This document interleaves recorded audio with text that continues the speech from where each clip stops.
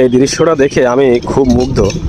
দেখেন চারিদিকে ফাঁকা মাঠ আর মাঠ, মাঠের পরে মাঠ, আর এদিকে বেশিরভাগই সবজি চাষ হয়। আর এটা দেখছেন মেঠোপথ, এটা গ্রামের ভিতরে গেছে, আর সামনে আরও মাঠ আছে। তো এতগুলো মাঠের ভিতরে এই একটাই জাম গাছ পেয়েছি আমি, যেটা হলো জাম ফল বলি। তার নিচে একটা আর্সিং মতো কল লাগানো সরকারের পক্ষ থেকে। আর পাশে যে খালি জায়গাটা দেখতে পাচ্ছেন, এখানে নামাজ পড়ার জায়গা। যারা নামাজ পড়ে মাঠের ভিতরে, তারা কিন্তু এখান থেকে কলের থেকে উজু করে পানি টানি খেয়ে এখানে নামাজ কালাম পড়ে।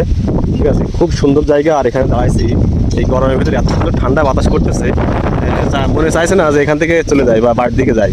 খুবই ভালো লাগছে, গ্রামের একটা দৃশ্য, মনোরম পরিবেশ দেখতে পাচ্ছেন। খুবই ভালো লাগছে আমার জায়গাটা এসে। এর আগেও একবার এসেছি, তো এত সুন্দর ফিল পাইনি। তো এই জায়গাটা খালি জায়গা দেখছেন, এখানে নামাজ পড়া জায়গা।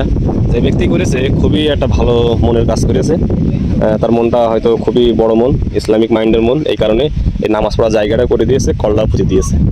তো এই ছিল আজকের ভিডিও। সকালে ভালো থাকবেন, আল্লাহ হাফেজ।